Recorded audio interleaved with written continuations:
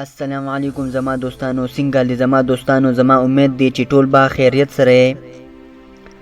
دوستانو کو تاسو سوچ کړی وي نو د سن 2018 نارواله تر د 2022 پورې د دې نه سموده مخکې هم موږ به 2018 نه تر 2022 پورې راواخلو، یعنی 4-5 کاله وشول چې زمونږ کو د 2 کالو ماشوم دی، کو د 10 کالو ماشوم دی او کو د 15 کالو، هغه سره به دا ټچ موبایل موجود وي.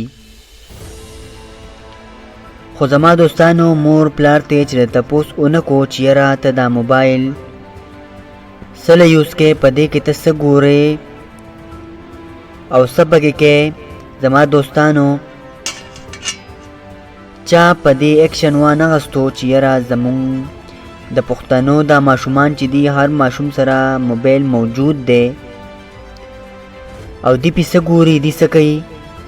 زما دوستانو نن کو تاسو سوچو کې نو کو ماشوم دی کو ماشومه ده سکول ته زړه نه وي، سبق ته زړه نه وي، ولې چې ټچ موبایل د هغوی لاسو ته راغی.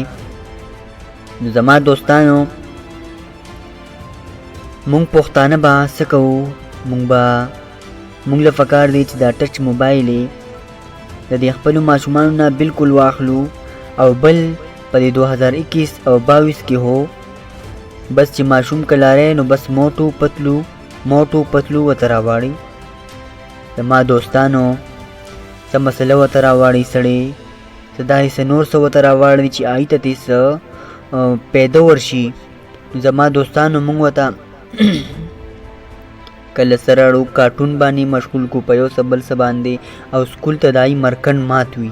دا ولې دا زموږ لاس ته ټچ موبایل راغلی دی. ما داسې ماشومان لیدلي چې پلاران ورته لوی موبایل ورکړی وي، یوټیوب یې ورته ورکړی وي او آی پکې آی فویا کړی وي او هر قسم په یوټیوب کې هر قسم شی راځي او آی ګوري. زما دوستانو مونږ ټول به اتفاق کوو او یو ځای کېږو به چې دا ماشومان چې زه خو وایم زما په خیال چې دا 18 نه کم ایج والا دی چې د سره خو مکمل د موبایل نوم هم نه وي. نو دوستانو دا ویډیو مخکې شیر کې او دا کو داسې یو حکم بالا ته ورسی چې هغه په ایکشن واخلي بیا